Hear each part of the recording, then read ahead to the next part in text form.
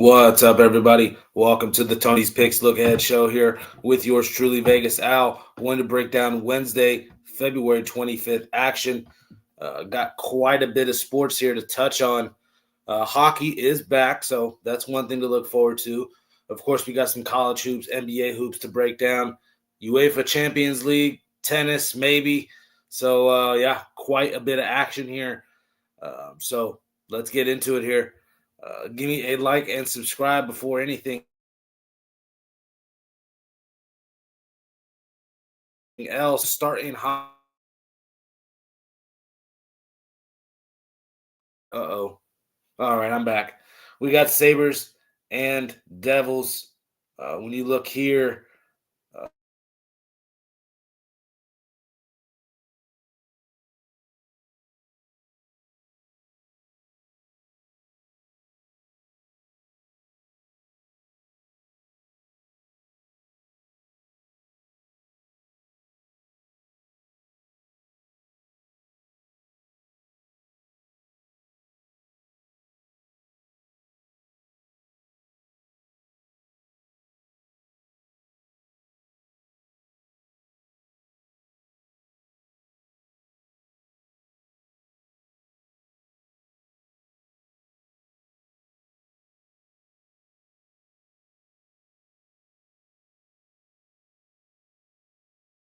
excuse me.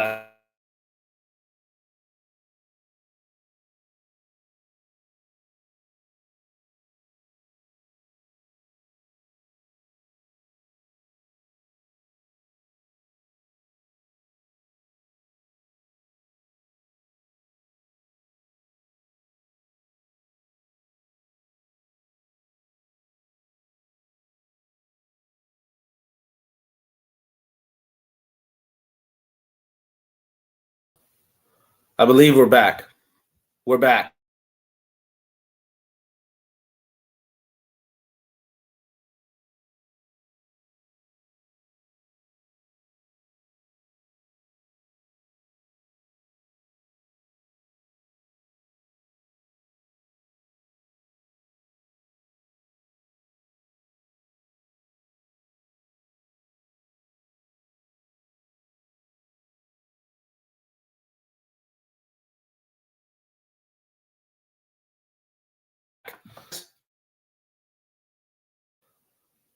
I'm back. It keeps doing this. 1 second.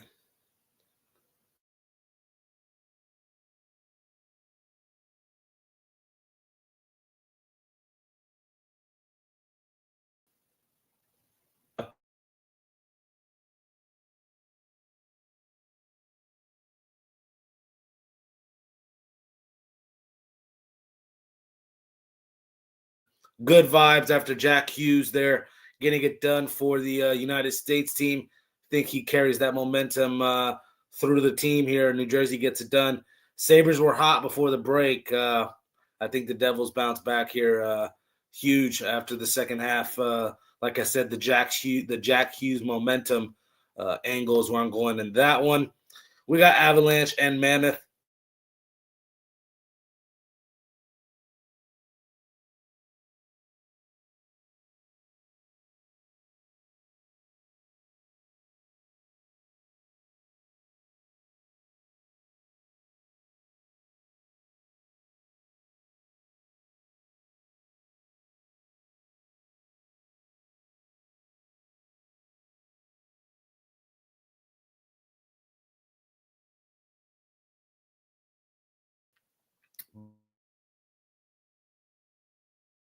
Black. I'm back.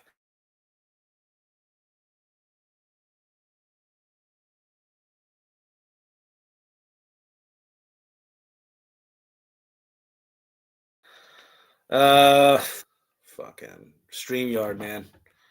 StreamYard. I'm hitting Tony up right now.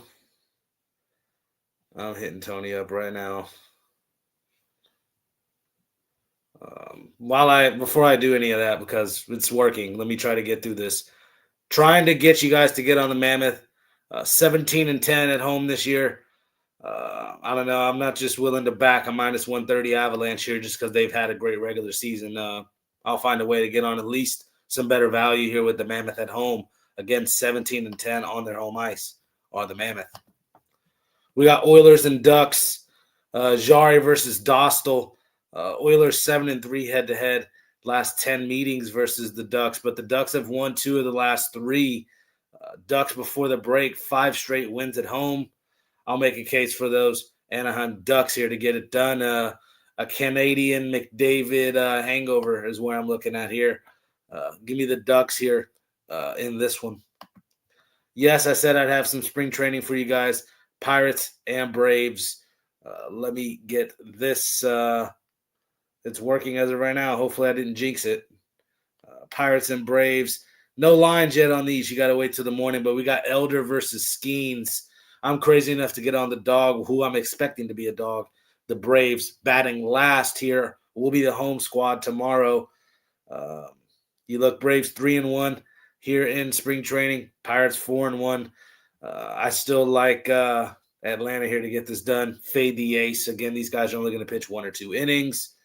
Next one here, I like the Tigers. This one I will kind of back the ace in Blue Jays and Tigers. Ponce here pitching for the Blue Jays. Casey Mize will be pitching for the Tigers. Obviously not Scooble or nothing, but still a very solid pitcher. Don't mind backing him at least the first couple innings that he's pitching.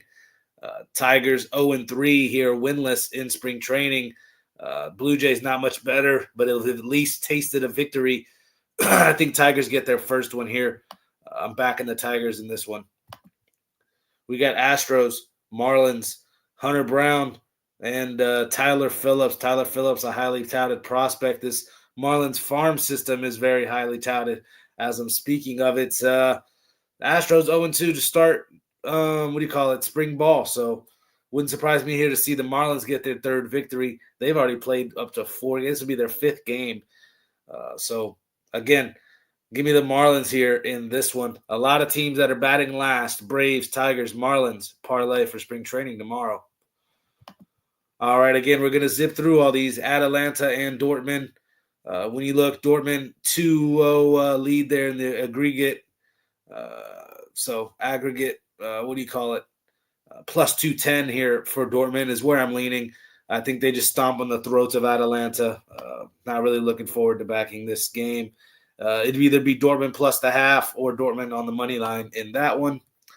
Real Madrid, Benfica, same thing. I think Real Madrid, again, 1-0 up on the aggregate. So should be able to handle business versus Benfica. Real Madrid minus 170. You're probably going to have to go minus 1.5 if you want to get some even or plus money. Either way, I like Real Madrid in that one. Very simple here. Very simple in UEFA Champions Leagues tomorrow. I think PSG had a scare versus Monaco. I think they show up here minus 400 for a reason. This one you might want to take a little both teams to score and PSG here minus the half or whatever you want to do. But you're going to need to find a way to knock down this minus 400. But I think PSG is the correct side to get on in this one. And then the final one, Juventus Galarazzi. I'm going to keep it simple again. And we have plus money to at least attack with. I'll go to Galarazzi, who dominated Juventus 5-2 last time out. I expect them, again, just keep the foot on the gas, maybe a draw. Again, a lot of these may be the draw, so you might want to be on the plus half a point. You catch my drift. Or the double chance, whatever you guys like to call it. But either way, Galarazzi in this one. All right, we got Warriors, Grizzlies. Zip through all that soccer action. Now we got some real hoops to talk about. NBA action here. Warriors dropped it, obviously, tonight versus the Pelicans. Boy, oh boy, gives me some cold feet here wanting to back them versus the Grizzlies. 2.5 points they're having to lay. Total 227.5. I'm seeing 3.5s now. Injury report-wise in this one, Horford, Cryer, Porzingis, Currys, both of the Currys. And then for Memphis, it's still quite a bit of people as well. Coward, Aldama, Brandon Clark, Morant, Edey, Caldwell Pope's out for the year. Kyle Anderson, there's a lot of pieces on both squads out. I think Warriors still, 8th in the West. You would think they have a chance at trying to move up here and get out of the play-in. Kind of dead set where they are, about 7 games ahead of getting out of the play-in. So you could argue they're coasting here at this point. Memphis at home. Looking to back them here. Again, it's a tricky spot, very similar to the Pelican spot that we just saw. I was wrong last time on the Warriors. I'll fade them this time. I'm not going to get on them. Give me the Grizzlies here, minus the 2.5. In this one, we got Spurs and Raptors. When you look here, Spurs, the third best rebounding team in the NBA compared to Toronto, 21st in the NBA in rebounding. Injury report-wise in this one, let me get to it. Scotty Barnes is now game time. Jakob Poeltl, Chucky Hepburn. Really a clean injury slate, just Mason Plumlee for the Spurs. Expecting Wembanyama to dominate again with his front court advantage. I do like the Sasha Mamukelashvili prop over his threes, going against his former team here. 38 3-point attempts in the last 7 games, about 5.5 a game here. Mamukelashvili is going to get off here. So I do think if he is going to kill us, if there's going to be somebody that kills us randomly, it might be him. I don't know. Scotty Barnes possibly missing this one would be a definite lean to the Spurs. Even with him, I like the Spurs playing, but I think the line will start to work down from this 7.5. We'll get maybe a 6 or 5.5. Either way, I'm looking the Spurs way here in this one. Just playing way too well right now. 9-10 straight wins, 9-game winning streak, 17-14 to the number on the road this year. You're up money if you're betting the Spurs. Got to go Spurs here in this one. We got Kings and Rockets. Final game I'll talk about NBA-wise. This one I'm just trying to go maybe even a little two-teamer. I think the Rockets blow this team out as well. Saw what they did to the Jazz. I think a very similar opponent here. 2 tanking teams clearly here, Kings and Jazz. You look head-to-head these last 15 games between these two teams, 10-5 to the over. Sacramento currently 6 out of their last 8 games have gone over the total. 28th in defensive rating is Sacramento. What scares me a little bit about the over is Rockets, 5th ranked defensive rating here in the NBA. Expect them to be able to lock down this Kings roster. When you get to the injury report in this one, it's Amen Thompson, who's a big part of this Rockets defense. He'll be out. But I still think, again, the defense still, KD will commit to it. Jayshawn Tate will be out as well for the Rockets. But Devin Carter, DeAndre Hunter out for the year, Levine, Carwell, Sabonis, we get it. Their big threes basically out. I don't know. I think they handle business here. Rockets minus the 14 in this one, and then I'm looking at an over. It's not like they necessarily have an insane look ahead here. They just have a 3-game East Coast trip here for the Rockets up next. I could argue, again, competing here, not too far back in the West. So I think they're still playing a competitive, hungry ball. Give me the Rockets here, minus the 14.5. And I do think this 223 total is a little light. So there we go. All right, we got Florida and Texas here. College hoops we will discuss. I'm seeing 6.5. Excuse me 1 second.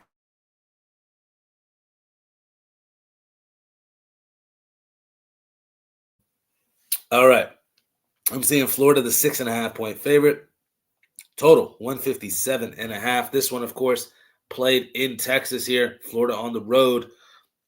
I've been solid on the road this year, though. Very hard to want to step in front of them when you look ATS-wise, what they've done this season. Both teams are averaging 85 points per game. A lot of high-flying offense, despite Florida trending to the under, 17-10. I do think we have a number here at 157 that's just light enough to get over this. Again, Texas 17-9 to the over. 5 straight, actually, for Texas have gone over the total. These two coaches, Sean Miller, Todd Golden, they believe in that NBA push the pace 7-second or less type offense at times. Don't get me wrong, Florida has bigs that can run the court that helps play the fast pace that they do. Last year's meeting, 84-60. I do think Florida's team has taken a step back from last year, but offensively they can match what they did.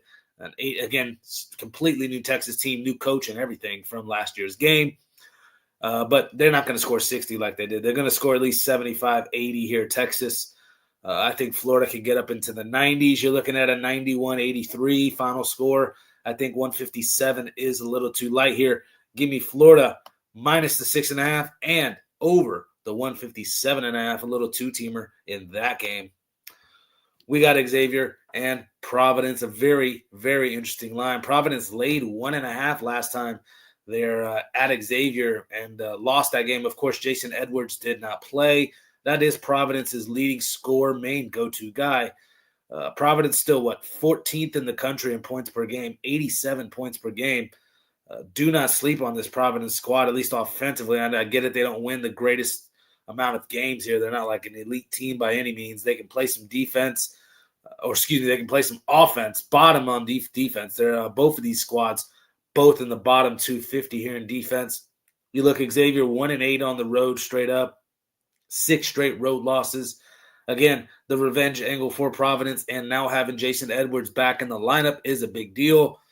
I don't know what Xavier 6-13 6-13-1 to the number, so down about 7 units the last 20 head-to-head meetings versus Providence. So again, even the historical trend points to Providence.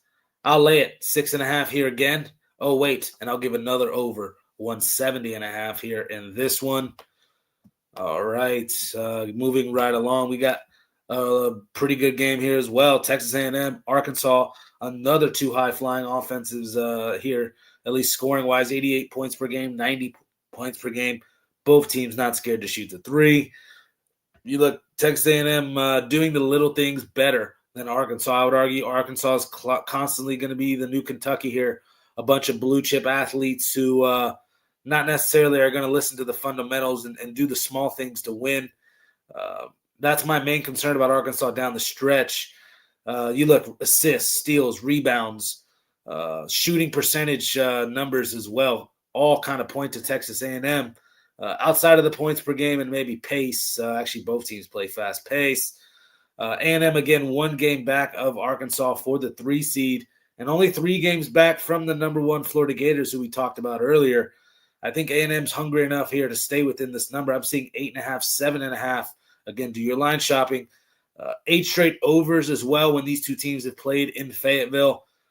You look, A&M 9-4 to the number here, last 13 SEC games, 7-1 on the road this season ATS-wise.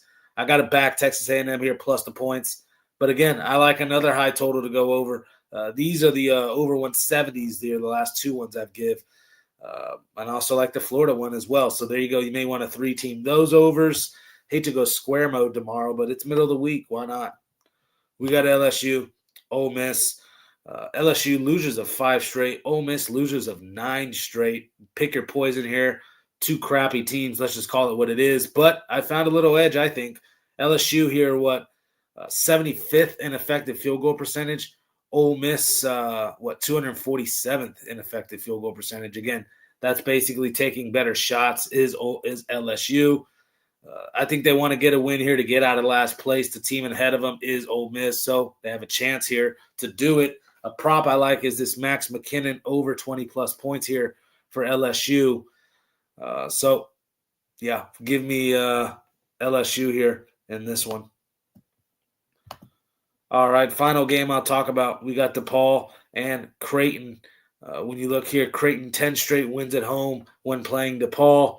Historically have dominated them, but if you look recently, Creighton 1-9 to the number versus the Big East last 10 Big East games. 7 straight non-covers at home for Creighton, not defending that home court like past years. DePaul 16-10 to the number, just straight back in DePaul. Week in, week out, you're up huge. Creighton 9-19 to the number. I think there's only one way to look here. Give me DePaul plus the 5.5. Don't care about the total. I just think we got some value here with the crappy Blue Demons. Give me DePaul here in this one. There you have it, guys. Broke down just about everything. Soccer, hockey, MLB spring training, of course, NBA college hoops. I did drop my one play today. I was on Utah plus the 13.5. They lose by 16. That was at home. I liked getting on a home dog there who had been 9-3 to the number as an underdog going into that game. Live with it. Iowa State still fool's gold. Looking to fade them come first, second round of the NCAA tournament. I'll have a couple plays up tomorrow. I actually do have an NBA best bet, and I'll have a college best bet. I'll go 2 plays tomorrow. kind of kept it light. Only one play and it loses. It hurts when you do that. But again, keeping it disciplined is what it is. We can definitely get that 1 unit back tomorrow. It's not the end of the world. But then this weekend, again, another huge weekend ahead of us. So that's where most of the volume will be. Keeping it disciplined, sharp, Monday through Friday. And Saturday, we got to throw some money around. It is what it is. That's where all the money's at. That's how I've been doing it the last month. It's been treating me well. So hopefully we just keep doing that, keeping it going. I'm still, I think, up on the 30-day and 7-day leaderboard. Not trying to beat my chest a little too much. The second you start doing that, it always goes downhill. Again, I'll have probably 1 to 2 plays in tomorrow. Definitely one from college and then one from the pros as well. Thank you guys very much for tuning in. Again, link in the description takes you on over to Tony'sPicks.com where our best bets are. I've discussed some of them already. But yeah, there you have it. Give me a like and subscribe before we get out of here. But yeah, thank you guys very much. Make tomorrow a winning day. Peace.